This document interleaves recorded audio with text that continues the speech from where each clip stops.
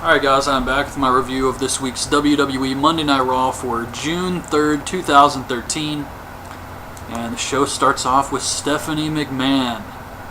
She comes out and says Triple H will not be facing Curtis Axel tonight because she has to do what's best for Triple H and their family, and she won't allow it. So Vince comes out and says, "Please don't boo my daughter." Everybody in the place boos. He says she's right, Curtis Axel is beneath Triple H, and so are all of you for wanting him to do this match. This is family entertainment, not a blood sport. Everybody boos again. And the Shield comes out, but it cuts to commercial, nothing happens. When it cuts back, the Shield's in the ring, Vince and Stephanie are gone. It's Team Hell No and Orton versus the Shield. Orton gets a hot tag, but the Shield beat him down, so Daniel Bryan gets a hot tag, goes off on the Shield again, takes out all three members, hits a Hurricane Rana on Rollins off the top onto Ambrose. He gets Ambrose in the no-lock, but Rollins and Reigns break it up. Kane tries to chokeslam them, but he gets speared by Reigns. Orton hits the RKO on Rollins, and he tries to RKO Reigns, but he gets pushed into Daniel Bryan. And Ambrose hits the DDT on Bryan for the win. It was a sick DDT. It looked like he broke the guy's neck. I had to rewind it because the way Daniel Bryan took this move was just disgusting. Really looked nasty. So the Shield gets the win here. And backstage, Daniel Bryan's pissed off. Orton says, "I told you I was sorry." And he says that you guys don't respect me, so tonight I'm going to have another match. And I'm going to beat the respect out of somebody.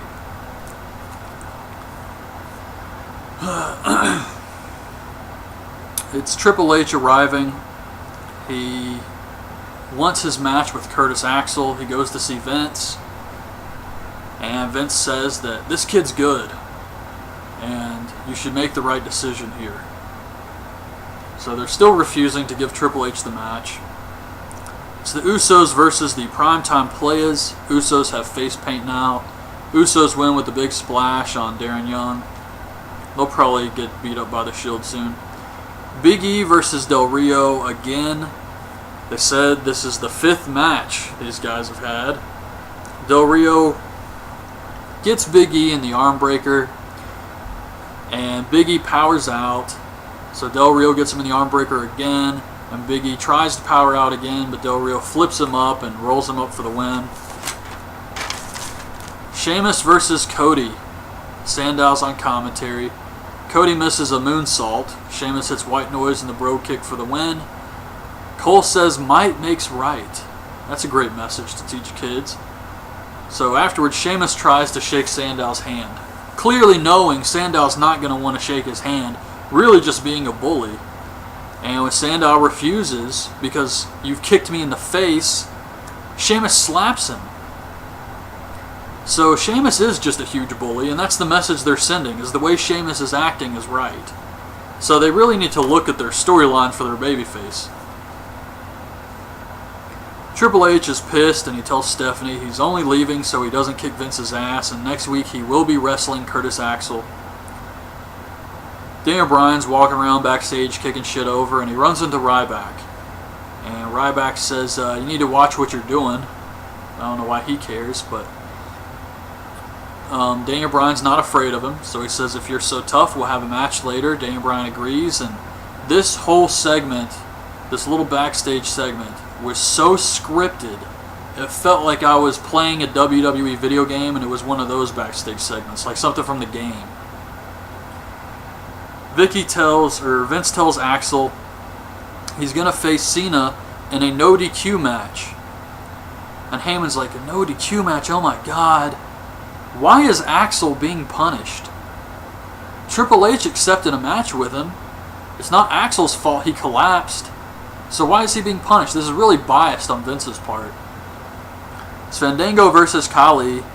Fandango is wearing these colored straps around his arms like Ultimate Warrior used to wear. And Fandango tries to walk out of the match. Miz comes out on the ramp to try and get him to go back, and then Barrett comes out behind Miz and bull hammers him. And they never even ring the bell. Fandango clearly would have been counted out here. They just stopped counting, I guess, and They didn't even announce Khali as the winner. They didn't say the match was over. They didn't ring the bell or anything. It's like the match didn't even matter. So I really hated that. Miz versus Barrett. Fandango comes back out, starts dancing. This distracts Barrett, allows Miz to get him in the figure four. Barrett taps. The contract signing with Jericho and Heyman. This was pretty bad. Heyman says Jericho will be booed in Chicago. They both sign the contract. Jericho tells Heyman to unbutton his jacket and sticks the contract in his pants. Ooh. This was stupid as hell. The Bellas and AJ versus Caitlyn and the Funkadactyls. Caitlyn throws one of the Bellas into the other Bella. I have no idea which one's which. And the other Bella tries to tag in AJ, but AJ walks off. And Caitlyn spears the Bella for the win. Kane tells Daniel Bryan he has nothing to prove. He doesn't have to face Ryback. And Daniel Bryan just tells Kane he doesn't want him at ringside. They show a new Wyatt family promo video. I thought it was awesome. Wasn't quite as good as the first promo, vignette, but it was still really good. Very excited for this new group. I really gave my thoughts on this in my review of last week's SmackDown show. Daniel Bryan versus Ryback.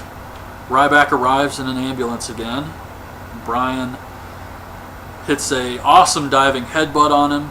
Bryan got a ton of offense here. I thought he looked really strong against Ryback, which is great because Ryback's been such a dominant heel that having Daniel Bryan get so much offense in is just really building him up as this vicious new Daniel Bryan. Ryback powerbombs him, and Daniel Bryan, he goes to powerbomb him again, and Daniel Bryan gets him in the no-lock, but Ryback gets the ropes. Fans were really behind Daniel Bryan, too. It was a great crowd. They were behind Daniel Bryan all night, and they were into everything, pretty much. But Ryback throws Daniel Bryan into the ring post a couple times, and then he brings in a table, and he powerbombs Daniel Bryan through the table, getting DQ'd. And he goes outside, and he sets up another table against the barricade, and then Cena runs out. So Ryback gets in the ring, he's about to get in the ring, like he's going to attack Cena, and then Curtis Axel comes out. So Ryback just leaves. Why would you leave? Now Curtis Axel's coming out, team up against Cena, beat the shit out of the guy. And even if you want to wait until the match starts, it's a no DQ match. You can still beat him up. So I didn't understand that. But it's Cena versus Axel in a no DQ match. Heyman gives Axel a chair, but Cena uses it against him, drop kicks it into his face. And you know the guy holding the chair is going to take the shot and get it thrown into his face when he's holding it the wrong way. So when the ridged part is facing the guy he's going to hit, you know it's going back in his face.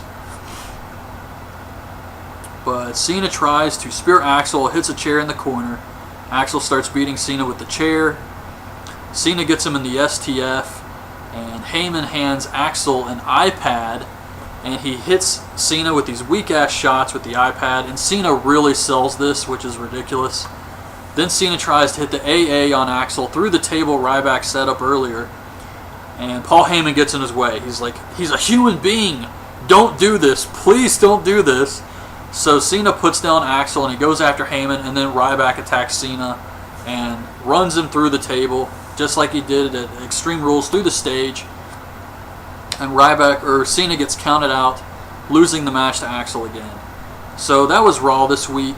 I actually thought it was a pretty good show. There was some stuff I didn't care about, like the contract signing and all that crap, but for 3 hours it didn't really feel like it was dragging on like it has been. So I did enjoy this week's show. I think they're doing a pretty good job with Curtis Axel so far. Daniel Bryan and kicking everyone's ass was great. I'm glad they're still doing that with him. The tag match was pretty good. So yeah, it wasn't really that bad of a show. And I'm actually interested in this Triple H Vince McMahon thing, so I was into that. But anyways, that's my review of this week's show. Hope you guys liked the video. Leave your thoughts on this week's show in the comments, and thanks for watching.